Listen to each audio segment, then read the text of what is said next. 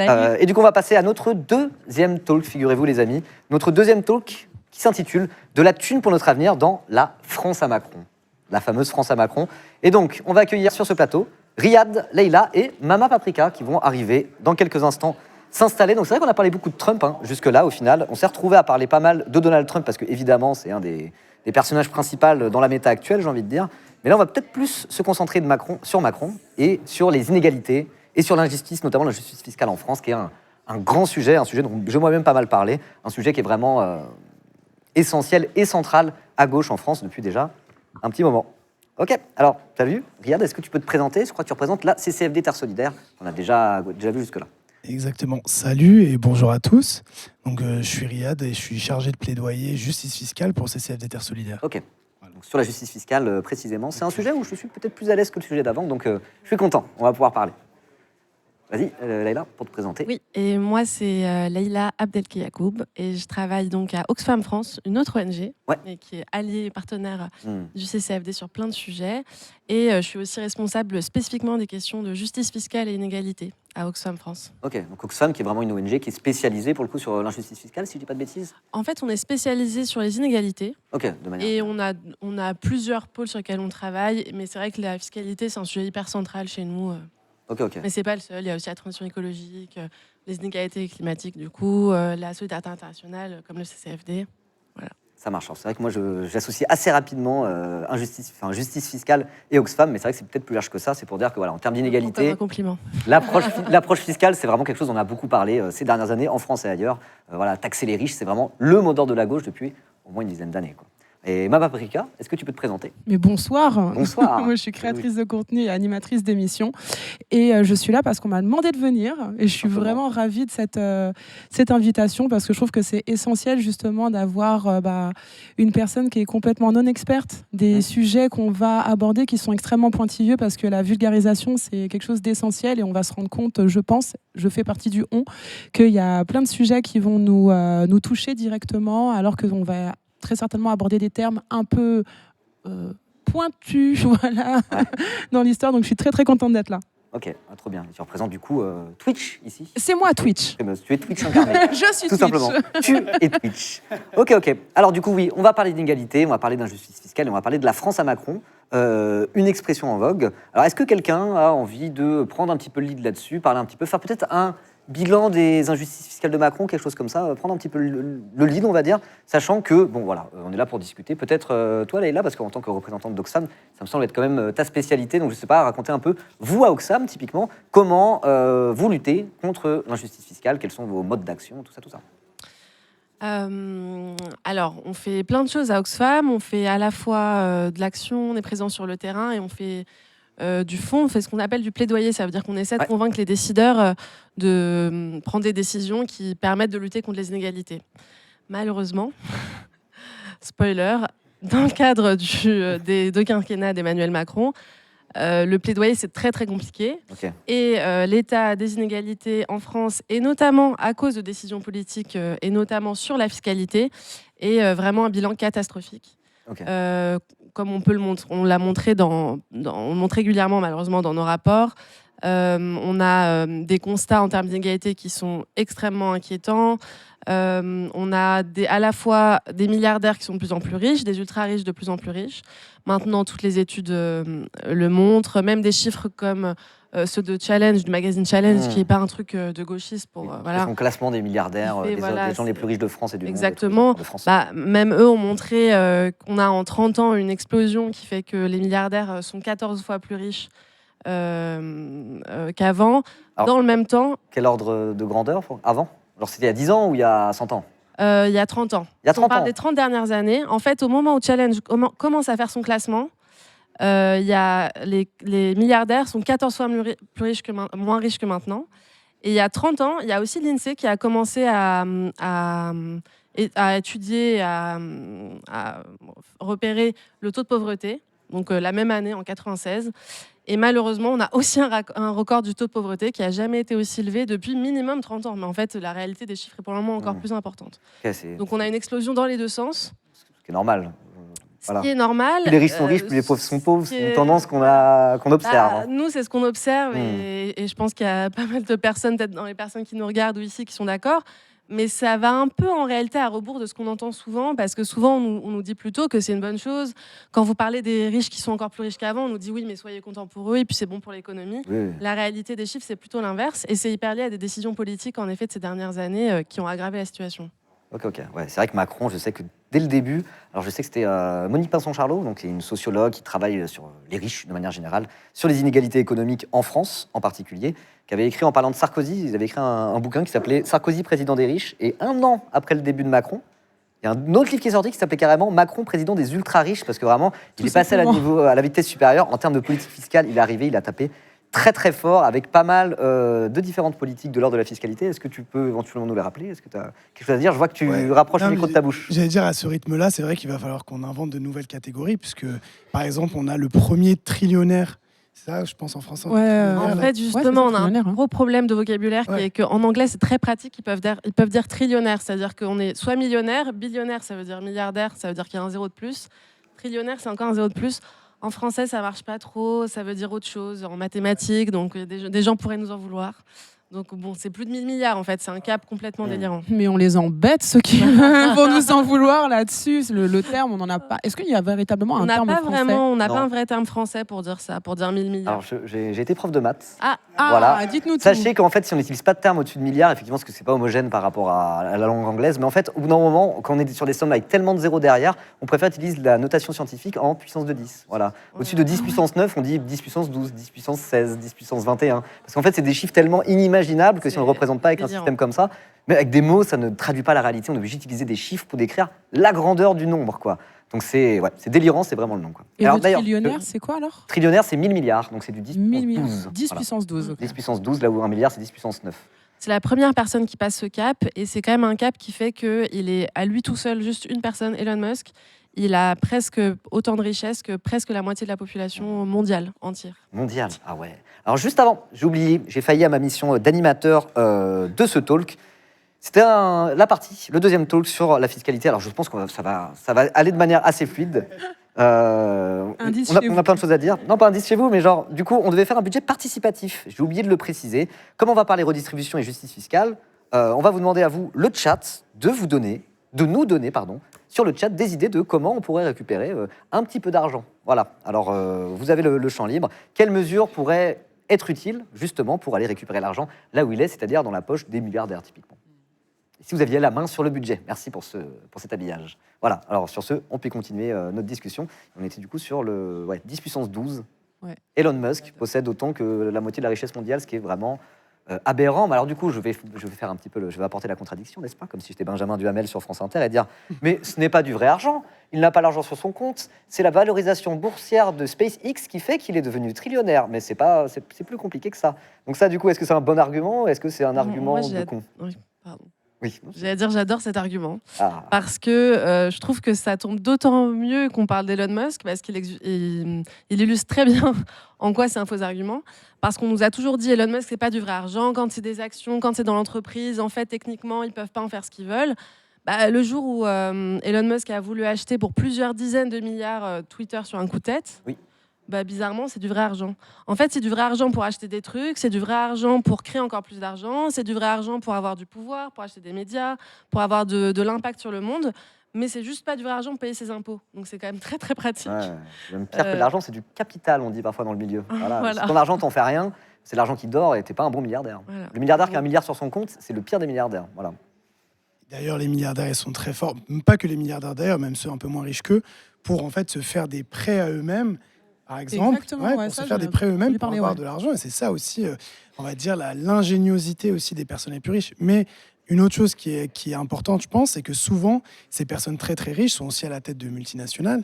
Et ces multinationales aussi font allègrement de l'évasion fiscale. Et une grande partie de l'argent qu'on perd aussi, et de recettes fiscales qu'on n'arrive pas à avoir pour financer, nous, nos services publics, mais aussi partout dans le monde, et notamment les pays du Sud qui sont les plus touchés par ça, c'est à cause de l'évasion fiscale des multinationales. Et on voit un peu ce truc de, souvent les milliardaires aussi sont à la tête de ces multinationales, et les multinationales, c'est aussi un outil à la fois pour les plus riches pour s'enrichir et éviter l'impôt, et les multinationales en elles-mêmes aussi, ce sont les champions de l'évasion fiscale. Ouais, on a ce graphique qu'on retrouve très souvent quand on parle justement de la différence entre la fraude sociale et la fraude fiscale, tout à fait. où on arrive à jauger de la fraude sociale. Alors, je n'ai malheureusement pas les chiffres sur moi, mais en tout cas, on pourrait dire que c'est peut-être moins d'1 milliard, un truc comme ça. Alors, je crois que c'est 10 milliards pour la fraude sociale Ouais. et c'est 10 fois plus pour la fraude fiscale. Voilà. 100 milliards. Et donc, c'est 100 milliards estimé à 100 identifiés. Et en fait, il y a souvent un autre cercle qui se rajoute, qui est encore plus gros, où là, c'est la potentielle. Donc, c'est énorme et on se rend bien compte, effectivement. On met la version légale dedans, l'optimisation fiscale qui n'est pas illégale. C'est la fraude, ça serait que ce qui est illégal, et l'optimisation, ce qui est légal. En fait, c'est vrai que quand on parle de fraude fiscale, c'est un peu compliqué. C'est vrai que ça intègre, souvent quand on prend ce chiffre, ça intègre plusieurs choses en même temps. Ça intègre à la fois l'évasion fiscale, l'optimisation fiscale et la fraude fiscale. Et en fait, c'est ça qui est intéressant quand on parle de fiscalité. Il y a ce qui est illégal et ce qui permet d'éviter l'impôt de manière illégale.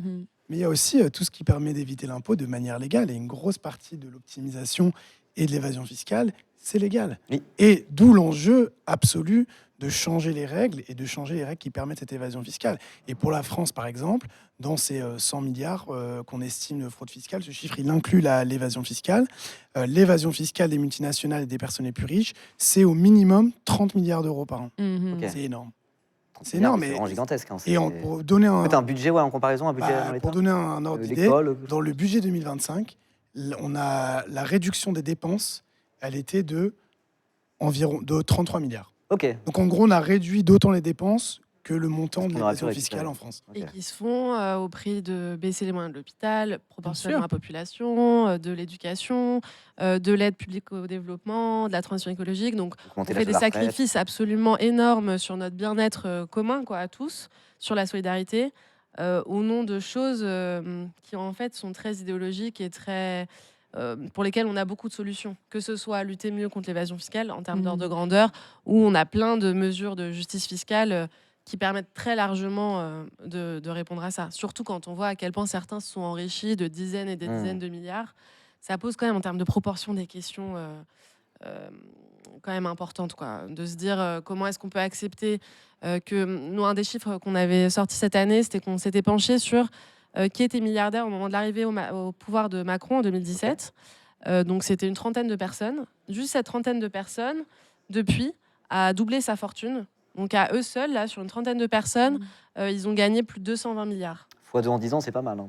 C'est comme passer surtout quand on passer d'un SMIC à 3 000 balles par mois. Voilà. Un très bon ratio. Mais pas très mal. Si on va dans le chat qu'on réussit à faire x2 en un an, en 10 ans, bien joué à vous. Bien joué à vous. Alors juste, je m'attarde un petit peu sur les propositions du chat. Peut-être que ce jeu a été un peu ambitieux, que vous avez cru que les chats Twitch étaient peut-être plus sérieux qu'ils ne le sont, ou alors moins radicaux qu'ils ne le sont. Okay. Parce que là, du coup, j'ai posé la question, vous avez des propositions en termes de fiscalité. Premier message, alors, 3 petits points. Deuxième message, expropriation. Troisième message, l'expropriation complète de l'entièreté de la dynastie Arnaud. Donc on voulait chiffrer un petit peu tout ça selon vos propres propositions, comment on pourra faire. Mais là, vos propositions, c'est pas de l'ordre de la fiscalité. Hein. L'expropriation, c'est pas de la justice fiscale, c'est un cran au-dessus en termes de redistribution. Voilà. Après, c'est efficace. Hein. Après, c'est efficace. Ah, c'est très efficace. Ça marche très bon, bien. Ça marche très bien. Il y a des choses plus sérieuses quand même. Considérer les dividendes comme des revenus. C'est vrai que ça, c'est une piste qui est assez vieille. On en parlait déjà il y a assez longtemps. Je crois qu'il y avait une loi qui s'appelait la loi Tobin qui était dans les tuyaux. Si je dis pas de bêtises, pour récupérer ça, taxer les revenus du capital comme on taxe un petit peu les revenus du travail finalement. Alors, on a une loi, la loi Tobin a été mise en place, mais en fait, sur les dividendes, en réalité, avant, en fait, on a mis en place là aussi sous Macron un truc qui s'appelle la flat tax, ou le prélèvement forfaitaire unique. Dans les deux cas, c'est pas hyper transparent comme mot. C'est juste, il a mis en place, c'était une de ses toutes premières mesures en arrivant au pouvoir. C'était vraiment cadeau les milliardaires. Le budget 2017, la fin 2017, quand il vraiment première mesure. Il a supprimé l'ISF, donc l'impôt sur la fortune, et il a mis ce truc qui est un peu plus niche, que les gens ne connaissent pas forcément, mais qui n'a pas l'air si méchant. En fait, c'est un prélèvement forfaitaire unique, ça veut dire qu'il y a un taux unique qui taxe notamment les dividendes, etc. C'est un taux à 30%. En fait, le 30%, ça peut paraître assez élevé. En fait, le truc, c'est que ça se substitue au fait d'avoir... Avant, vous pouviez considérer que c'était sur... la même progressivité que l'impôt sur le revenu. Okay. Donc, si vous aviez des dividendes énormes, vous alliez avoir des taux de plus en plus importants et donc ils pourraient arriver largement au-delà de 30, 40%, etc. aujourd'hui, vous pouvez encore, si finalement en fait vos dividendes c'est un tout petit peu, vous pouvez encore demander à ce que ce soit sur l'impôt sur le revenu. Ok. Donc, si en fait voilà. Et donc quand est-ce que ça a un intérêt? Ça a un intérêt uniquement si vous êtes tellement riche que normalement vous auriez dû payer bien plus. Et donc c'est typiquement une des mesures donc qui est pas forcément hyper facile à comprendre au premier abord, qui paraît un peu technique, mais qui en fait a été un cadeau pur et dur d'Emmanuel Macron vraiment aux ultra riches qui touchent tellement de dividendes qu'ils préfèrent être taxés à 30% et que ça leur fait gagner des millions potentiellement d'être taxés à 30%. Plutôt que comme il le serait normalement comme des revenus. Okay. Et donc ça, c'est une de nos mesures, c'est une mesure complètement envisageable de dire il faut que ce soit taxé comme des revenus. Ouais. Ça en est.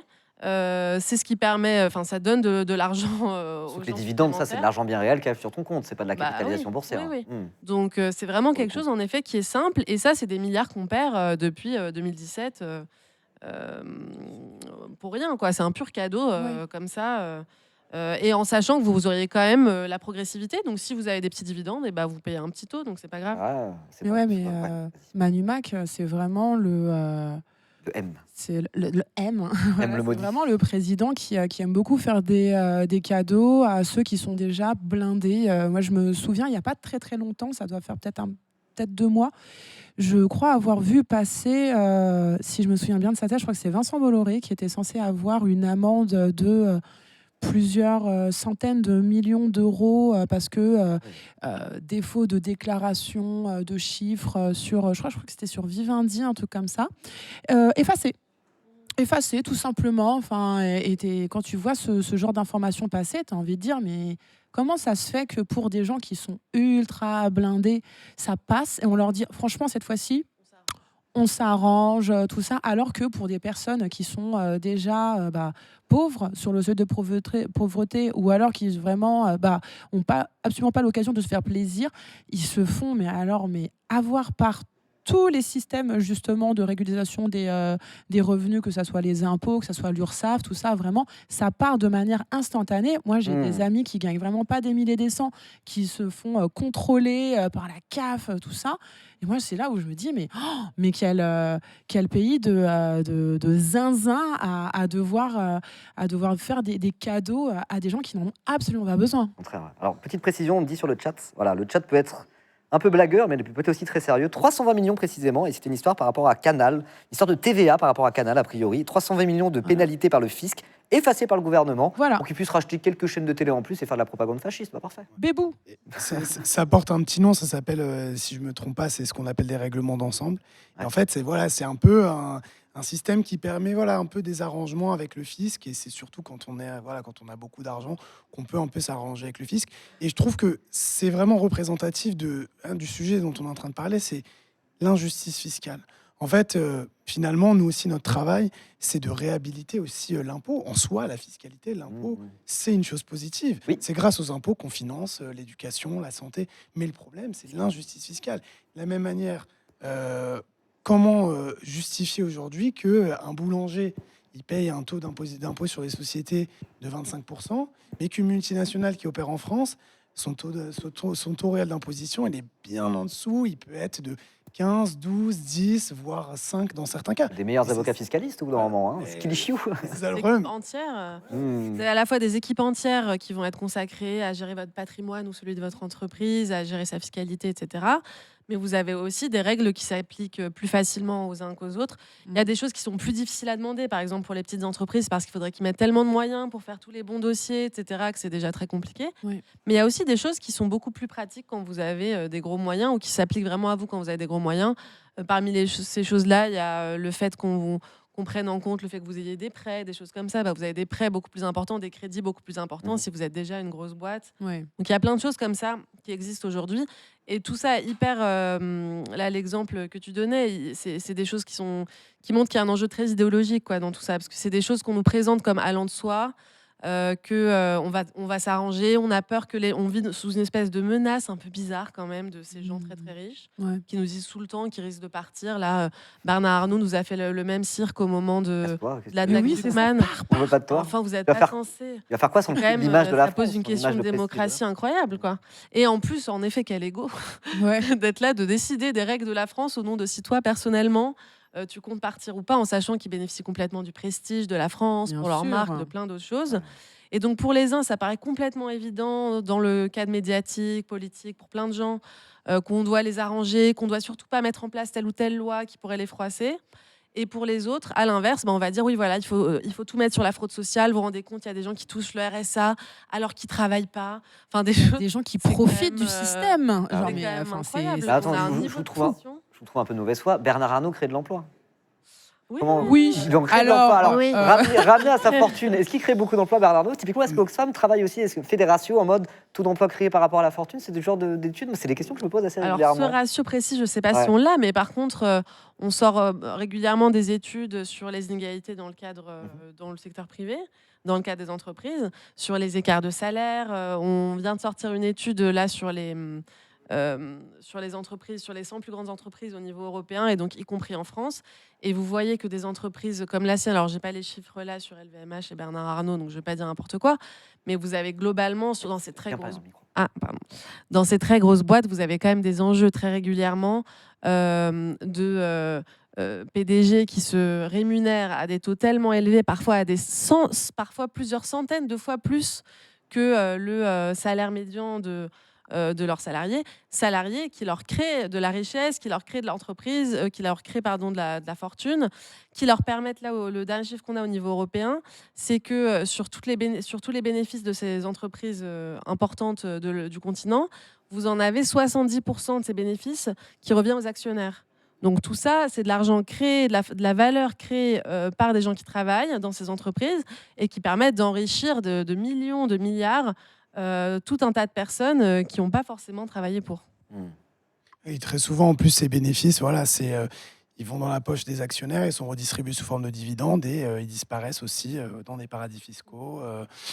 Et voilà, c'est ça, ce cercle vicieux. L'argent des dividendes est utilisé pour acheter plus d'actions et avoir plus de dividendes à la fin. Est-ce qu'il y en a qui Petit feraient pas un peu cercle ça aussi? vertueux, dis donc. Est-ce que l'argent n'appelle pas l'argent à un moment donné aussi? Ah bah, clairement. Ouais, l'argent appelle l'argent. Et ce qui est sûr, en tout cas, c'est qu'aujourd'hui, il y a ces circuits-là font que les actionnaires s'enrichissent et que les travailleurs, eux, ne voient pas les fruits de cet argent, que les États aussi qui devraient récupérer légitimement l'argent issu de l'utilisation de... je sais pas, quand on est dans un État, on utilise des ressources. Les États aussi ont un droit à récupérer une partie de cet argent-là. Et cet argent-là n'est pas récupéré parce que il se fait la malle dans les paradis fiscaux et qu'il revient dans la poche des actionnaires par le biais de dividendes.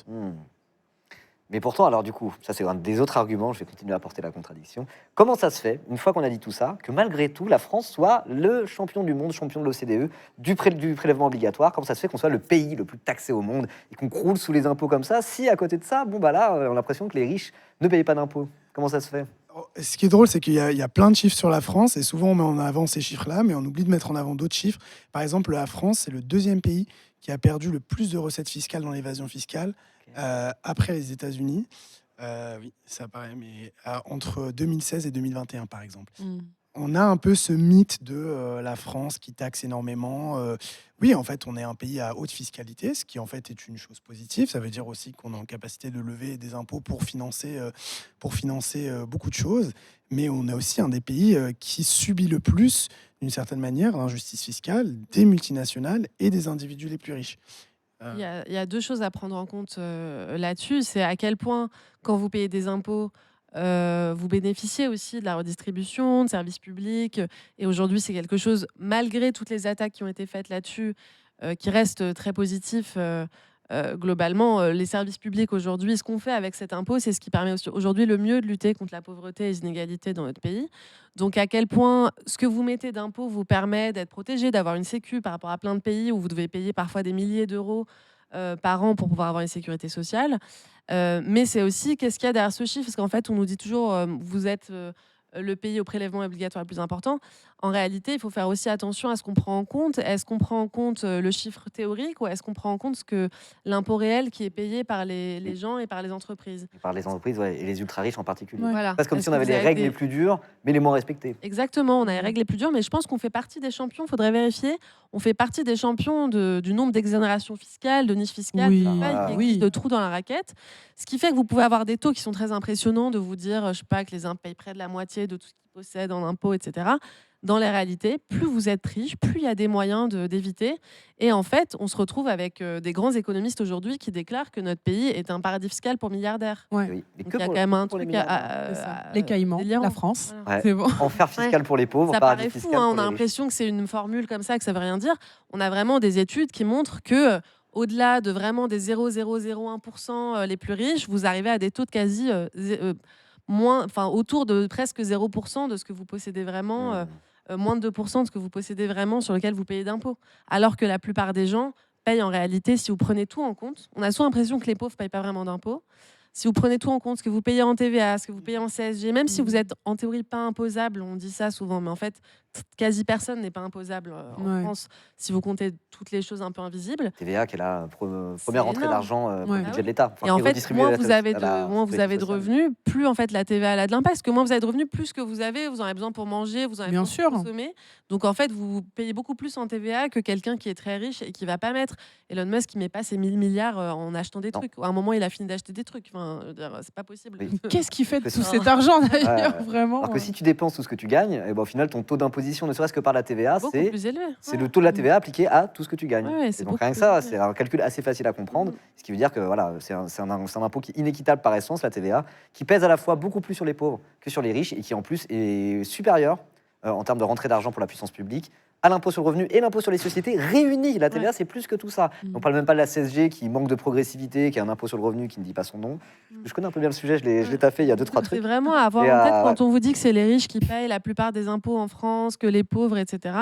Bah, c'est ce qu'il a dit. La vérité, c'est plutôt ça. Ouais, bah oui, oui. C'est plutôt. Et du coup, j'aimerais rebondir sur Edric79 dans le chat qui arrive et qui dit salut à tous. Trop de fiscalité, c'est sûr. Et bah du coup, si tu as bien écouté ce qu'on dit, le problème, Edric, c'est que tu es trop pauvre. Si tu étais milliardaire, voilà. tu n'aurais pas ce problème de fiscalité lourde, puisque tu aurais un arsenal d'avocats fiscalistes qui te permettent d'optimiser fiscalement, et tu paierais que dalle, et tu serais dans un paradis fiscal pour milliardaires. Donc voilà, si Skillishou, Edric79, si tu trouves que tu payes trop d'impôts, il fallait être plus riche, tout simplement. Je pense aussi qu'il y a vraiment ce truc de je paye trop d'impôts parce que, vous l'avez dit, les impôts, ils vont servir essentiellement à financer les services publics. Et aujourd'hui, en fait, les services publics sont tellement dans un état malheureusement lamentable. Il y a des coupes budgétaires partout, dans l'éducation, dans la santé. On se retrouve avec des endroits où il y a des déserts médicaux, des maternités. Je pense à celle des Lilas qui vient de fermer, alors que bon, moi, je connais à peu près une centaine de personnes autour de moi est née là-bas. Et je trouve que justement ce ressenti de je paye beaucoup trop d'impôts, il fait référence à ça. Ouais. Et il y a quelques années, je pense que voilà, t'arrivais malheureusement avec une blessure aux urgences, voilà, tu te disais mes impôts ils servent à ça. Ouais. Enfin, t'es genre, et c'était bien, il y avait du personnel, tout ça. Et là aujourd'hui, on est vraiment dans un truc, mais on en est presque. Moi, je sais que j'ai des personnes autour de moi qui en sont presque avec cette mentalité américaine de je me fais mal, je préfère pas aller me faire soigner parce que ça va être affreux. Oui. C'est un vrai. Nous, c'est quelque chose qui nous inquiète beaucoup, hein, la question de ce qu'on appelle le consentement à l'impôt. C'est qu'en fait, à force, on fragilise le fait que les gens sont d'accord collectivement à se dire c'est bien en fait qu'on soit solidaire, qu'on mette notre argent, une partie de notre argent tous ensemble pour ensuite avoir collectivement un truc mieux. Ce qui est quand même une super idée hein, à la base. Mais peu à peu, à force en fait, si vous baissez pas l'impôt des plus pauvres, par contre vous baissez celui des riches, et vous comblez la différence en baissant la qualité des services publics, bah forcément, les gens voient les choses se dégrader, payent toujours autant, voire plus, parce qu'en fait, avec toutes les crises, en fait, les plus pauvres, et quand je dis pauvres, c'est la plupart de la population, c'est appauvri, il y a de plus en plus de pauvres, mais aussi les classes moyennes sont de plus en plus en difficulté face à plein de choses avec l'inflation, qui continue, hein, même si c'est moins important, elle continue. Bah, pendant ce temps, d'autres s'enrichissent et payent rien, bah forcément, l'état du pays est catastrophique. Et ça crée une situation inquiétante, parce que si vous vous retrouvez avec tout le monde qui est contre les impôts, la situation ne peut que s'empirer. Quoi. Eh oui. Et d'ailleurs, c'est pour ça que nous, et Oxfam comme le CCFD, on travaille aussi sur la dimension internationale de l'impôt, parce qu'on se dit, mais imaginons qu'est-ce que c'est aussi, regardons aussi qu'est-ce que c'est dans un grand nombre de pays du Sud aujourd'hui, qui justement sont les plus lésés à cause de cette injustice fiscale et qui justement ne sont pas en capacité de lever à la hauteur de ce qu'ils devraient et pourraient lever d'impôts. Et donc, c'est ça aujourd'hui le frein principal justement au développement, à la lutte contre le changement climatique. Et c'est ce qui explique aussi l'accroissement des inégalités dans le monde. Et je trouve que justement, peut-être que la situation aussi, malheureusement, qui se dégrade en France, elle peut aussi nous ouvrir les yeux sur le fait que cette situation, elle est aussi mondiale et qu'aujourd'hui, l'injustice fiscale, c'est un des premiers freins vraiment dans le monde au développement et c'est un des premiers moteurs de la hausse des inégalités partout sur la planète. Ouais, c'est parfait, ça me fait ma transition vers l'autre sujet, parce que là, en vrai, moi, je trouve vraiment que c'est un sujet qui passionne les Français, la fiscalité. Pour de vrai, c'est pas une blague. Alors que Ça nous aide, fiscalité- ça nous aide dans notre plaidoyer, on va pas se mentir. Oui, non, mais ça paraît chiant. Le mot fiscalité, il paraît chiant de fou, mais Fiscalité. tout le monde paye des impôts, tout le monde sait ce que c'est que les impôts, et l'impôt, c'est de toute manière ce qui fait qu'on vit en collectivité, on vit en collectif, et c'est à la base des plus grandes révolutions. Enfin, c'est la révolution de 1789, typiquement, c'est le peuple français qui disait bon, on paye des impôts, mais on n'a pas le pouvoir décisionnel sur ce qu'on fait de notre argent, et ça a donné la République derrière, quoi. Donc c'est un maxi sujet qui passionne les gens et qui passionne les Français, parce qu'en vrai, on est tous au cœur de ça, quoi. On paye tous des impôts. Mais là, on a beaucoup parlé de la France. Et justement, ça me fait la transition sur l'international. C'est vrai que là, avec la CCFD Tort Solidaire, aujourd'hui, on essaye d'avoir un angle qui n'est pas trop franco-centré, de voir les choses par le prisme de l'international, par le prisme de la terre entière. Hein. C'est ce qu'on a dit pendant toute la première partie de l'émission. Donc justement, au CCFD, est-ce qu'il y a des mesures, des choses que vous défendez au CCFD d'un point de vue fiscal, d'un point de vue de mesures fiscales, peut-être à l'échelle de la planète, à l'échelle en tout cas internationale, et pas juste par le prisme de la France? Absolument. Et d'ailleurs, ce qui est intéressant avec la fiscalité, c'est que le sort de tous les pays quasiment est relié et que souvent, justement, pour régler le problème, il faut qu'on se mette tous autour de la table. Et justement, et je pense, ça a été évoqué dans le talk précédent, nous, on travaille à changer les règles pour de bon. Et donc, on a la chance de travailler sur un processus de convention des Nations Unies sur la fiscalité internationale. Ça, c'est un mot un peu compliqué peut-être pour dire qu'en fait, c'est ce qui se passe aux Nations Unies depuis l'année dernière, c'est que on essaye vraiment de remettre à plat toutes les règles de la fiscalité internationale, avec des impacts sur la fiscalité des multinationales, sur la taxation des plus riches, sur dégager des financements pour la lutte contre le changement climatique. Et en fait, ce processus, il est assez historique parce que c'est la première fois qu'on a tous les pays du monde qui sont autour de la table pour parler de fiscalité, parce que jusqu'à aujourd'hui, et puisque c'est aussi un contre G7, jusqu'à aujourd'hui, justement, ces règles-là, elles ont été décidées plutôt dans une enceinte qui est l'OCDE, avec un mandat qui avait été donné par le G7. L'OCDE, pour rappel, c'est un club de 33 pays riches. Le G7, comme on a dit, c'est 7 pays riches qui avaient mandaté l'OCDE pour faire aussi des réformes de la fiscalité internationale. Et en tout cas, ce processus que nous, on suit et sur lequel on met beaucoup d'espoir, c'est vraiment l'opportunité de réécrire des règles qui permettraient d'avoir une justice fiscale au niveau international, à la fois sur les personnes les plus riches, parce qu'on essaye de se battre aussi pour que justement il y ait des mécanismes fiscaux internationaux pour taxer les plus riches, parce que les plus riches, voilà, ils sont malins, ils ont leur argent un peu partout. Il faut de la transparence Les fiscale. citoyens du monde, les milliardaires, en réalité. Voilà, exactement. Des Donc, humanistes. Littéralement. Hein. donc si on met des règles au niveau international, peut-être qu'effectivement on va pouvoir aussi avancer là-dessus. Et aussi on se bat beaucoup pour une meilleure taxation des multinationales, parce que il ne faut pas l'oublier, aujourd'hui les multinationales, c'est les acteurs qui sont le plus à la source de l'évasion fiscale, qui contribuent le plus à l'évasion fiscale. Et aujourd'hui, les multinationales, elles sont, je pense que les gens avaient entendu parler des Panama Papers, des Paradise Papers, qui avaient mis au jour ces pratiques des multinationales qui sont en capacité de déclarer leurs bénéfices là où elles le veulent, qui les mettent dans les paradis fiscaux. Et donc, ce qui veut dire que tous les pays dans lesquels elles opèrent, ils ne sont pas en capacité aujourd'hui de récupérer l'argent que ces multinationales devraient payer. Et donc, nous, on promeut notamment quelque chose qui s'appelle la taxation unitaire. C'est un mot gentillet pour dire, en gros, qu'une multinationale, elle devrait tout simplement payer des impôts là où elle opère, sur la base de l'activité réelle qu'elle a dans le pays où elle est. Et ça, c'est une des batailles principales qu'on est en train de mener à l'ONU. Et cette convention, elle est en négociation jusqu'en 2027. Spoiler alerte, la France, elle n'est pas très aidante. Voilà, je pense que vous êtes tous choqués. Mais voilà, c'est aussi notre travail. Nous, on participe directement à ces négociations et notre rôle, c'est un peu de pousser la France, voilà, à essayer d'être un peu plus ambitieuse. Et surtout, ce qui est sûr, c'est qu'aujourd'hui, il y a les pays du Sud qui sont déterminés pour avoir cette convention et je pense qu'ils iront au bout.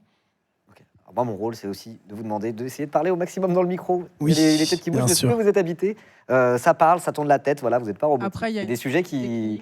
Vous sont le posez passionnants. sur donc, votre menton, voilà. Sur le comme menton. ça. Je le redis Et là, comme ça, c'est j'essaie d'être bon. professionnel Tu as au raison. maximum.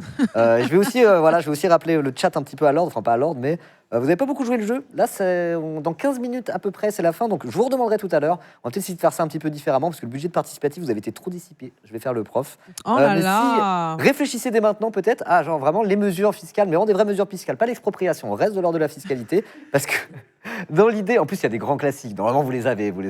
Parce que dans l'idée, en fait, le but c'était de prendre les mesures que vous donnez dans le chat, sinon on le fait nous-mêmes sans le chat. Essayer d'un peu chiffrer tout ça petit à petit pour voir un peu combien de milliards ou de dizaines ou de centaines de milliards, juste en changeant la fiscalité, on pourrait récupérer. Tout à l'heure, ça parlait du logement par exemple, voilà, mais soyez plus précis, qu'est-ce qu'on pourrait taxer là-dedans? Voilà, on va prendre, je pense, les 5-10 dernières minutes pour parler un petit peu de ça, et en attendant, on va continuer à discuter de tout ça. De toute façon, je trouve que la conversation sur ce sujet-là, comme je disais, est très fluide, mais on n'a pas encore parlé de climat. Et c'est quand même le climat et l'écologie, le fil rouge, un des fils rouges le fil rouge carrément. Moi, je dirais écologie et internationale, c'est les deux fils rouges d'aujourd'hui, de ce soir. Et donc justement, comment on peut relier les questions de redistribution pas des richesses, mais de redistribution fiscale, de changement de la fiscalité avec les sujets de l'écologie de manière générale. Peut-être. Oxfam, vous avez un discours là-dessus, peut-être? On a plein de discours là-dessus. J'imagine. Pour nous, c'est un sujet qui est extrêmement important et pour plusieurs raisons. À la fois, on a besoin d'argent pour financer la transition écologique. Ça, c'est rien qu'au niveau français, c'est plusieurs milliards, dizaines de milliards par an qu'il nous faudrait pour pouvoir vraiment avoir une politique efficace de transition écologique. Mais aussi, on a besoin, pour faire la transition, de mieux taxer. Donc, on a un double intérêt à mieux taxer. Parce que, très concrètement, aujourd'hui, quand on pense à ce que c'est la pollution, quand on pense à ce que c'est le changement climatique, on ne se rend pas forcément compte qu'un des impacts les plus importants, les plus majeurs, c'est ce qui se passe vraiment au niveau de la finance. C'est quelles entreprises ont quels moyens, avec quels actionnaires, combien de dizaines de milliards ils ont pour pouvoir polluer, notamment les entreprises qui font de l'extraction. Et ça a beaucoup, beaucoup d'impact. Et donc, pour nous, c'est très important. On parle souvent une de nos mesures phares, c'est ce qu'on appelle l'ISF climatique. Donc, c'est comme l'impôt sur la fortune, mais on rajoute un espèce d'étage en plus, qui est que si ce que vous possédez d'un point de vue financier pollue, c'est-à-dire que si vous avez des parts dans des entreprises polluantes, ça vous rajoute une surtaxe en plus. Donc il y a des mesures comme ça qui, au total, cette ISF climatique qui rapporte autour de 17 milliards par exemple. Donc c'est des montants qui sont quand même assez importants. 17 milliards, tu finances 2-3 projets avec ça quand même. C'est pas mal. Tu peux même créer de l'emploi pour financer des projets. Et ça, les 17 milliards, c'est au niveau mondial ou juste au niveau de la France? Non, ça c'est juste la France. Juste la si France, En fait, on imagine un ISF qui soit rénové avec un peu moins d'exonération fiscale et tout, donc un impôt sur la fortune, mais avec une surtaxe sur vraiment l'enjeu climatique.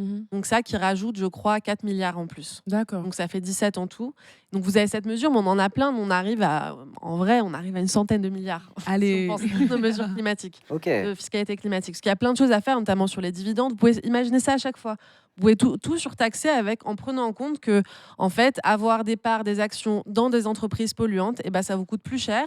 Donc, ça va à la fois avoir l'intérêt de vous encourager à plutôt mettre votre argent dans des choses pas polluantes, mais ça va aussi encourager les entreprises concernées à faire la transition elles-mêmes et à trouver des moyens de moins polluer pour, du coup, avoir plus intérêt à avoir des gens qui investissent chez vous. Donc, ça a un double effet positif. Donc, ça fait partie un peu de notre logique derrière plusieurs de nos mesures sur la question climatique. Ok, ça rejoint Toinosaurus dans le chat, justement, qui a dit un message qui allait un petit peu dans le sens de ce que tu disais. Taxation supplémentaire sur l'importation de matières premières venant de l'étranger, sous-entendu, ça pollue. Ou supplément de taxe pour l'utilisation d'énergie fossile, sous-entendu, ça pollue. Donc effectivement, c'est le genre de mesure, le chat comme quoi, quand vous y mettez, vous avez des idées qui vont avec le sujet. Mais après, c'est que Germaine Fourchette me dit, tu devrais être content, Ribot, t'as un chat de communiste. Donc en vrai, t'as raison. On peut rajouter des mesures ou pas? Ouais, bien sûr.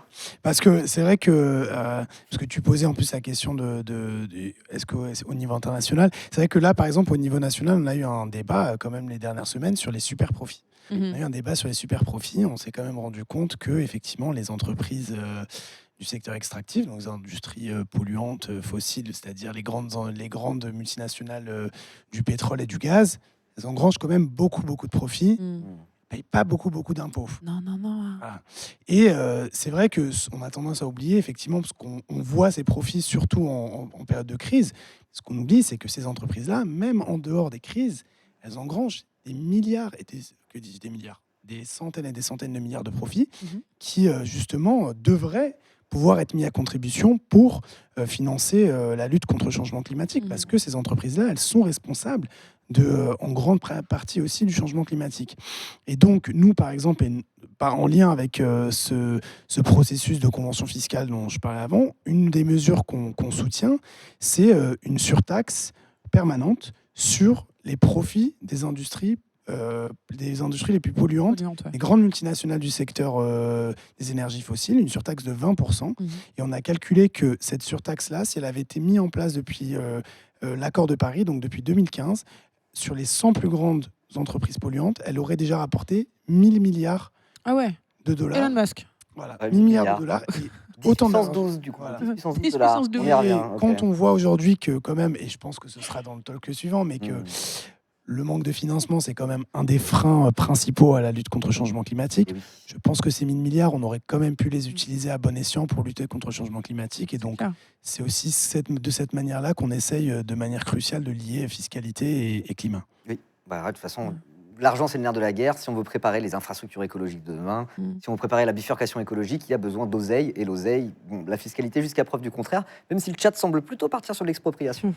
La fiscalité, ça reste... faut taxer les jets. Par exemple, voilà. Non, mais vraiment, ça, c'est quelque chose. À chaque fois, moi, j'ai déjà vu plusieurs fois des cartes qui montrent les différents trajets qui sont faits, et je ne sais plus quel milliardaire, de toute façon il y en a tellement maintenant, qui avait fait en un jour, je crois qu'il avait consommé l'équivalent d'un an d'un foyer français en une seule journée ou en une semaine.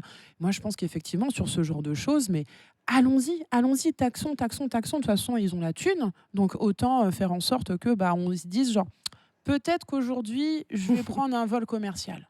Allez, je vais me faire ma petite classe business Petit pas par plus. petit pas. Mais c'est quelque chose, moi, que je trouve assez effrayant, cette carte que j'ai vue avec tellement de... Il y a cette histoire de Taylor Swift qui a repris son jet privé juste parce qu'elle avait oublié son chargeur de téléphone.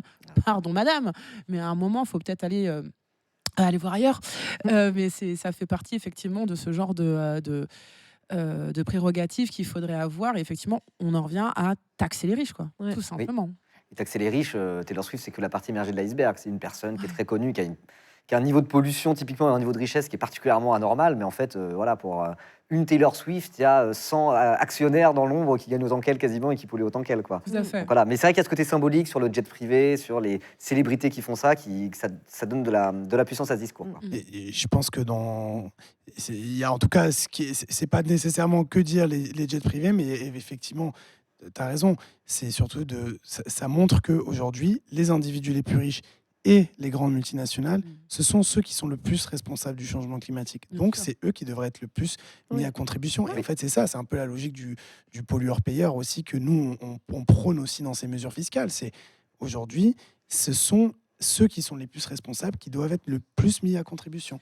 C'est à la fois les plus responsables et en plus, c'est aussi ceux qui ont le plus le moyen de changer de manière de consommer.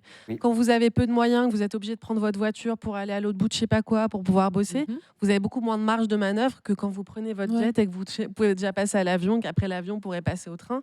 Vous avez quand même plus de marge. Mais Macron aide quand même. Macron donne des chèques énergie, ce genre de choses. Voilà. Donc, je trouve encore un peu de mauvaise foi par rapport à la politique fiscale d'Emmanuel Macron. Il n'a pas rien fait pour les pauvres. Et pour ajouter juste, on a, je rappelle quand même record de pauvreté depuis 30 ans.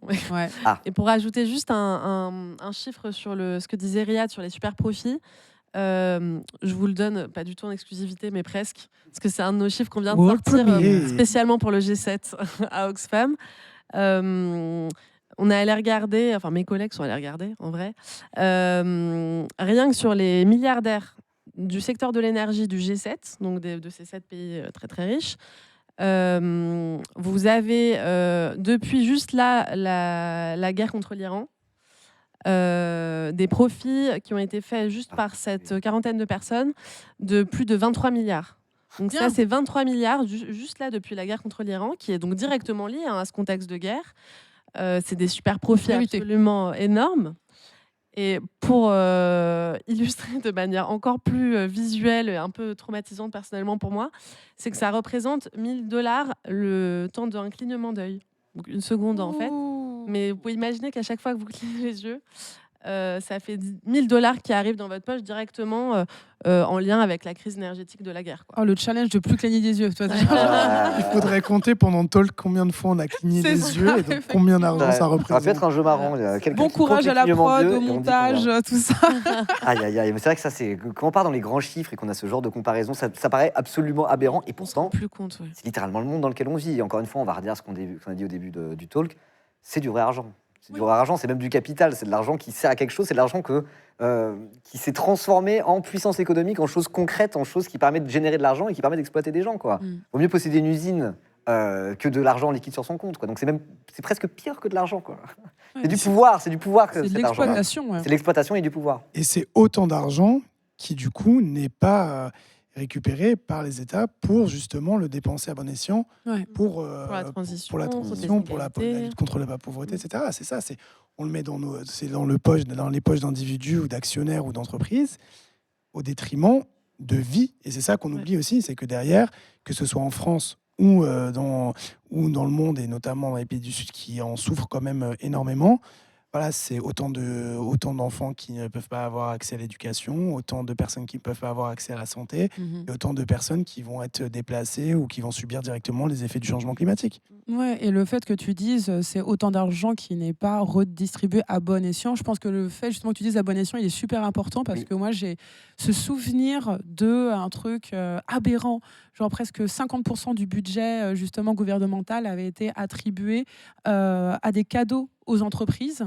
Et moi, j'étais là, mais c'est pas possible en fait. Et c'était évidemment sous couvert de, vous vous rendez compte, au moment du Covid, ça a été compliqué pour les entreprises. Moi, je suis tout à fait d'accord effectivement pour que les PME, les TPME se retrouvent effectivement avec des aides, mais des entreprises du CAC 40 qui, malgré la période, ont quand même enregistré des croissances à 2 chiffres. Ouais. Vraiment, moi déjà, ce principe de la croissance à 2 chiffres, moi, je suis extrêmement mal à l'aise avec ça. C'est-à-dire que qu'importe le contexte, qu'importe la bonne santé de l'entreprise, on va toujours demander de faire plus à chaque fois, mais vraiment de manière assez importante, parce que 10%, c'est énorme là-dessus.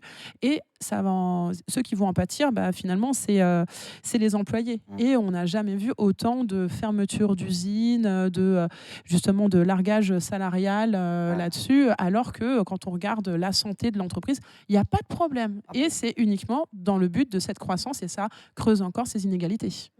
Alors, c'est un exemple typique sur lequel on utilise un truc qui paraît logique ou un truc qui peut faire peur, comme typiquement, en effet, aider dans le cadre de la crise Covid, ça paraît complètement normal, c'est super qu'on ait pu le faire, etc. Mais en mettant aucune condition, et en fait, du coup, ça va toujours dans la poche des mêmes personnes. Vous pourrez très bien imaginer qu'on fait ça, qu'on donne ces mêmes aides, même aux grandes entreprises, pourquoi pas, si elles en ont besoin à ce moment-là.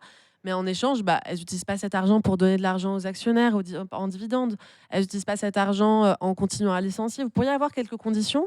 Et là, ça a été vraiment des aides sans aucune condition sérieuse. Voilà, typiquement. On vous donne de l'argent de l'État, de nos impôts qu'on a tous donnés à la sueur de notre front. Ils font ce qu'ils veulent. Et en fait, ils en font ce qu'ils veulent. Ils en font eux-mêmes des cadeaux à leurs potes. Quoi. Enfin, c'est quand même incroyable. Oui.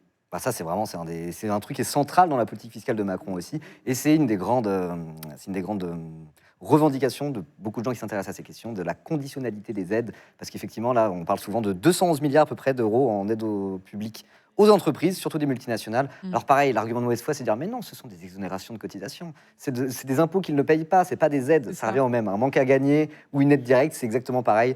Donc tout ça, voilà, c'est un petit peu des arguments de mauvaise foi. On va devoir passer à la suite. En vérité, là, voilà, normalement, on est censé faire une pause dans 3 minutes à peu près. Okay. Donc, sur cette histoire de budget participatif, je ne sais pas si ça va pouvoir faire exactement comme prévu, mais on va quand même pouvoir rebondir un peu sur le chat qui a avancé quelques mesures. Et donc, on peut essayer justement de dire à partir de ces quelques mesures, et ça nous permettra de parler de ce dont on n'a pas encore parlé, d'essayer d'un peu budgéter combien ça pourrait rapporter. Mais avant tout, j'aimerais remercier Ultia qui nous a raid à l'instant. Merci beaucoup Ultia pour le raid.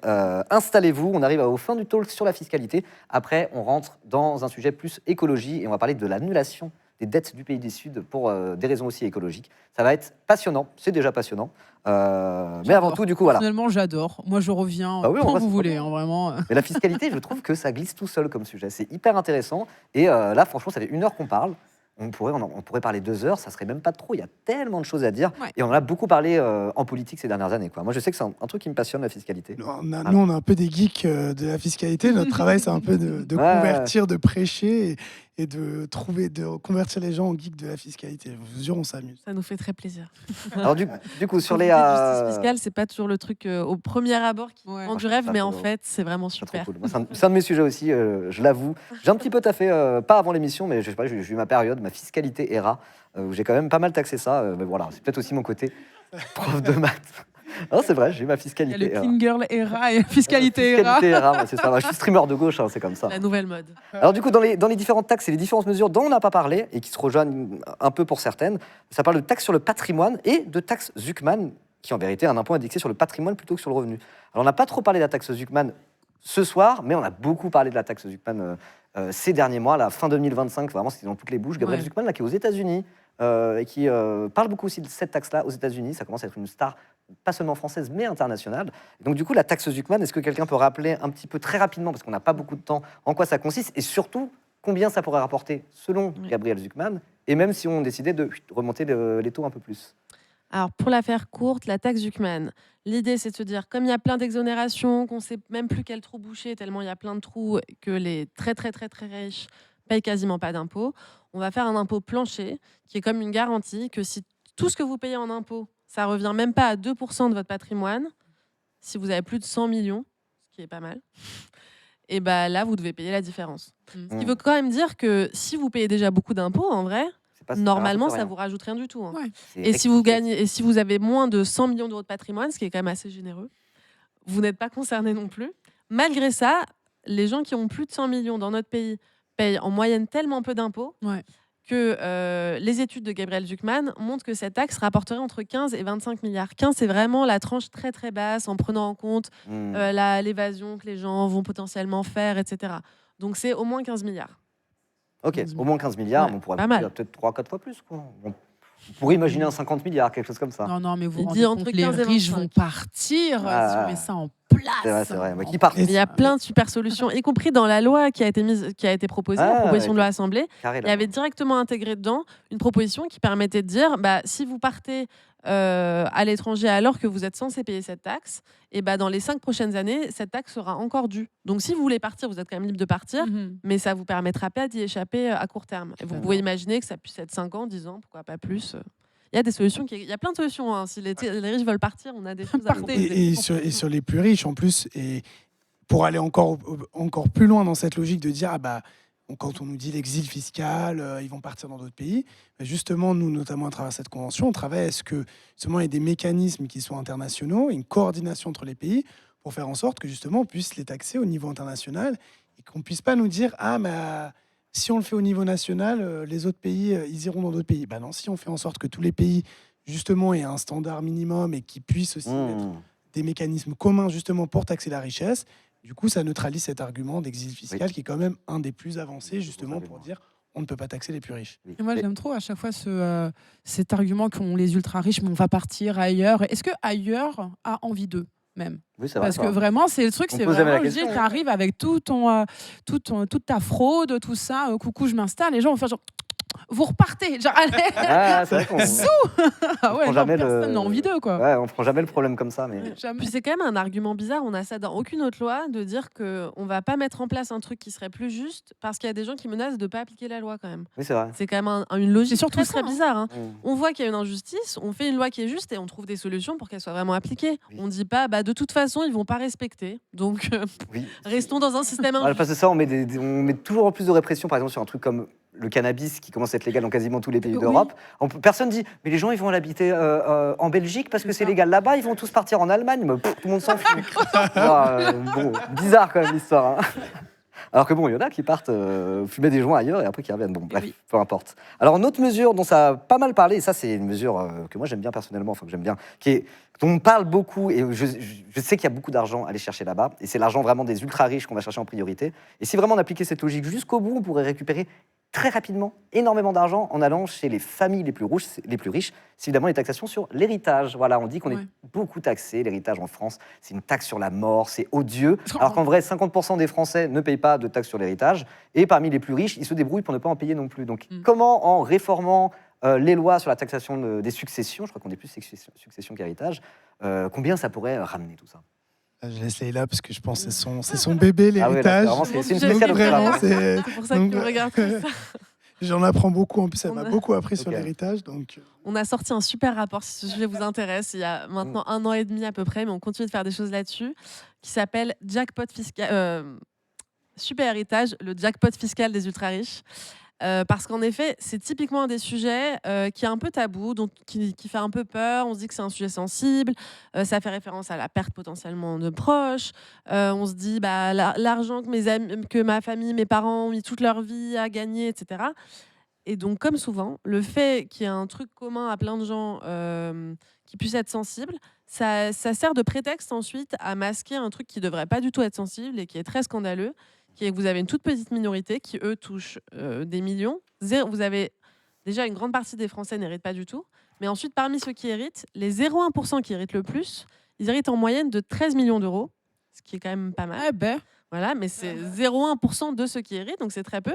Et eux, vous pourriez imaginer, pareil, hein, comme dans plein de trucs, on a des taux très élevés, ça va jusqu'à 45% quand ça vient de vos parents et tout. 45%, c'est quand vous touchez plus de 2 millions déjà. Hein, mais, Oui. ils attendent Tous déjà. quand Voilà. touche 2 Pas millions, mal, en Déjà, vrai. quand arrivé touche 2 jusque-là. millions, c'est pas Je les ai pas 45%. encore. En dessous de Ok. 100 À 000 partir euros de 2 pour chaque millions. parent et pour chaque enfant, c'est 0. Oui. Mais On peut même faire des donations toutes les 15 ans, les 15 ans voilà. autour de ça. Donc vous pouvez Donc il y a de la marge. transmettre Faut être un presque petit un bourgeois demi-million et en tranquille déjà. en demi-million avant même un décès via les différentes méthodes qui existent. Mais bon, donc ces 0,1% là qui touchent 13 millions en moyenne, eux, ils arrivent finalement à payer en moyenne que 10% d'impôts. Alors que c'est censé être 45 au-delà de 2 millions. Donc il y a vraiment des choses comme ça scandaleuses qui existent. Tout ça, c'est des milliards et des milliards qui sont perdus tous les ans pour la France. Dans les différentes études qui existent sur les propositions un peu qu'on fait de réforme, c'est au moins une dizaine, 10-12 milliards qu'on pourrait récupérer si on taxait mieux les super héritages. Nous, on a tenté ce mot un peu comme super profit, dire super héritage pour montrer Les que c'est super vraiment... solutions, Ouais, les voilà. super profits, Ouais. les super héritages. En Les attendant peut-être les ultra-héritages. méga Les solutions, ultra-héritages, bien sûr. les giga Voilà. héritages. Donc ça, c'est au-delà en moyenne 13 millions, quoi, les 0,1% qui touchent le plus. Ok. Et donc vous avez plein de choses comme ça. En fait, comme souvent, c'est qu'il y a plein de niches fiscales. Donc il faut aller se pencher sur une niche fiscale précise. Je ne vais pas me lancer dans mes niches fiscales préférées, sinon on en a encore pour Allez. une Code heure. général des impôts, je vous Ta niche assure, c'est une fiscale lecture préférée. qui est un peu. La niche fiscale préférée, la plus polémique, mais la plus importante sur l'héritage, c'est peut-être ce qu'on appelle les pactes du Treil. Ouais. C'est un nom un peu obscur Mhm. qui dit qu'on fait un pacte, mais c'est pour la transmission d'entreprises, de parts d'entreprise. Je ne sais pas si vous vous souvenez des différents trucs qu'on a dit, mais les ultra-riches sont surtout très très riches de parts d'entreprise. Ouais. Donc bizarrement, c'est à eux que ça profite le plus. Ça permet, c'est typiquement un truc central dans le fait d'arriver à avoir seulement 10% d'imposition pour des gens qui touchent des millions, voire des milliards. Et donc ça, pendant des années, il y en a eu de plus en plus. Mais on disait, pareil, c'est un peu tabou. On se dit, oui, mais les entreprises, on veut pas typiquement que le boulanger du coin ferme parce qu'il peut pas transmettre à son fils, etc. Donc ça protège, au prétexte des petites, on Mais oui, protège c'est les ça. très grandes. C'est toujours le même principe, alors qu'on pourrait imaginer un truc progressif, un plafond, quelque chose, pour que ce soit plutôt pour les petits. Et pendant des années, on a dit que ça coûtait que 500 millions à l'État, cette exonération, et ça bougeait pas. Pourtant, il y avait de plus en plus de pactes du Treil, Ouais. mais ça bougeait pas. C'est Et ça n'a pas bougé La pendant niche 10 fiscale ans. du foutage de gueule. ça. Ouais. Pendant 10 ans, ça augmentait, mais le chiffre de ce que ça coûtait à l'État bougeait pas. Il y a des économistes qui disaient c'est bizarre, on pense plutôt que c'est 2-3 milliards. Attention, il y a quand même beaucoup d'argent en train de partir de nos caisses sans qu'on dise rien. Et là, enfin, après des années, il y a plein de parlementaires, la société civile comme nous, plein de gens d'économistes qui demandaient à avoir plus de données. Enfin, on a eu un rapport de la Cour des comptes et de l'Institut des politiques publiques qui a établi qu'en fait, c'était plutôt en moyenne 5 milliards par an, juste sur cette niche fiscale toute seule, qui passait à la trappe. Donc typiquement, c'est un peu ma préférée parce qu'elle fait très peur, mais en fait, il faut qu'on fasse quelque chose parce Ah bah que ouais. vraiment, on perd beaucoup et c'est vraiment pour l'intérêt vraiment des ultra riches. Ouais, Alors puis que c'est par justement, an. c'est Ouais. pensé sur le papier pour garantir des droits aux petits boulangers, aux toutes Ouais. petites PME. Ça, c'est une grande constante. Les giga multinationales qui se cachent derrière la toute petite PME de rien du tout. Ouais. Ils font ça pas que sur le sujet de la fiscalité, mais ils font ça aussi en particulier sur la fiscalité. Et le pacte du Treil, c'est vraiment, on est au cœur de ça. Donc, très bon choix de niche fiscale préférée. Voilà. J'aurais C'est vraiment, pas là, dit ça en l'autre. fait un sujet intouchable, alors qu'en fait, c'est super important d'en parler. Voilà. Donc, Dites-nous combien dans le d'argent- chat si vous a Oui, dites-nous rapporté. votre niche fiscale préférée dans le Votre chat, niche n'hésitez pas. On change de jeu. Tier list des niches fiscales. Le budget participatif n'a pas marché, on aurait dû faire la tier list des niches fiscales, ça aurait été pas mal Mais du tout. en même, Je viens quand tu veux pour cette. Je dis ça, mais j'ai fait un pour TikTok cette tier list session. des impôts français. Voilà. en même Ça temps, avait, ça avait bien marché. Hein. J'irai Comme voir. quoi, la fiscalité, ça intéresse les Français. Un dernier mot, parce qu'on va devoir partir en Ah, pause. mais- On a Mhm. 5-7 minutes de retard. ce qui est trop bien avec la fiscalité, c'est que, en vrai, plus on gratte, plus on se rend compte qu'on peut trouver de l'argent. Bien sûr. C'est-à-dire vraiment le mythe de il n'y a pas d'argent, c'est complètement faux. La preuve, une mini niche fiscale, 5 milliards. Mm. Alors là, quand on parle de la taxation des plus riches, des super profits, des meilleures règles pour la taxation des multinationales, mais là vraiment, je veux dire, il y a assez d'argent pour financer vraiment beaucoup de choses. Donc c'est aussi ça qui fait qu'on s'amuse bien, c'est que il y a un côté Il y a de quoi optimiste aussi dedans, Oui. c'est de dire en vrai, l'argent il existe. C'est juste la question de volonté d'aller le chercher. Et dans le côté optimiste, on peut le voir justement avec le maire de New York qui a réussi à Oui. annuler complètement la dette de la ville en quoi 6 mois, quelque chose comme ça, en se basant uniquement sur la taxation des ultra riches dessus. Et donc, si c'est possible à New York, c'est possible dans les grandes villes et puis à la fin directement le pays en France, quoi. Il me semble qu'en plus, c'est genre sur les logements secondaires. Oui, c'est ça. donc, Oui, c'est ça. Donc c'est c'est vraiment vraiment un truc niche, bénéfique pour tout le ouais. monde. C'est ça. Ça veut dire que c'est pas quelque chose dont tu as besoin si c'est secondaire. Ça veut dire que c'est meilleur pour le logement, l'accès au logement pour la ville et tout. Donc il y a plein de choses comme ça qui sont hyper vertueuses, qui sont à faire, ouais, Oui. et Alors, possibles. il me semble que c'est un tout petit peu plus compliqué que ça parce qu'il y a des liens avec la région de New York, comment ça s'appelle, le county de New York, Mhm. où il y a eu des transferts de fonds, etc., etc. Mais en tout cas, une chose est sûre, je ne sais pas si c'est vraiment annuler la dette en un C'est pas claquement un de coup de doigts. magie. Non. C'est pas non plus un coup de magie, mais en tout cas, il a Oui, dit c'est- vas-y, on va taxer ça parce que c'est des logements secondaires de multimillionnaires qui servent à rien et qui pourrissent la vie des New-Yorkais. Et il y a eu un effet quasi instantané. Oui, Ça, c'est c'est ça. clair et net. Et donc, oui, il a juste. C'est comme si. C'est quelque chose que j'ai vu sur Instagram, je crois, il n'y a pas longtemps, un Américain qui disait en fait, Mamdani, quand il est arrivé, c'est comme si, depuis le début, les puissants, les dirigeants, les décideurs, ils avaient un bouton, il suffit juste d'appuyer sur le bouton, ils décident de ne pas le faire pour protéger leurs intérêts. Ouais, ouais. Ça. Et la fiscalité, ça, Ah oui. ça fait un petit peu penser à ça. Nous, on dit souvent la fiscalité, c'est le super pouvoir des sociétés. Parce qu'on est dans les super, on a Super, dit, super, super. c'est le super pouvoir des sociétés. C'est comment est-ce qu'on transforme des capitaux privés en capitaux publics et comment est-ce qu'on récupère de l'argent. Mm. C'est un super pouvoir. Ouais, c'est un super pouvoir et c'est un super sujet. Ce talk était passionnant. Après, moi, c'est vraiment. Il était super. Ouais, ouais, même. il était super, comme des super profits. Moi, c'est peut-être celui que j'attendais de pied ferme. Je savais que c'était celui où je serais le plus à l'aise. Voilà, j'ai pris un petit peu de temps à vraiment être dans la zone. Je dirais que là, ça y est, je suis dans la zone. En fait, j'ai eu imitation de Macron into une heure de J'ai talk sur la fiscalité. Du coup, là, c'est bon. Je suis chaud comme la braise. On va pouvoir passer à la suite, mais j'ai besoin d'une pause. J'ai la bouche sèche et voilà. 15 minutes de pause. On se retrouve vers 21h25. On va essayer de ne pas trop prendre de retard sur les 2 prochains talks. Et donc là, on va parler surtout de climat, d'écologie. On va parler d'injustice écologique à l'échelle internationale. On va parler de dettes et de dettes dans les pays du Sud, notamment, un sujet dont on ne parle pas assez. Et la dette, d'ailleurs, c'est un sujet qui est lié à la fiscalité, évidemment. Et dans le 4e talk, on va vraiment parler aussi d'écologie et d'extractivisme, tout un tas de choses. Ça va être passionnant. On se retrouve dans 15 minutes après une petite pause. À tout de suite. Et merci d'être passé. Merci.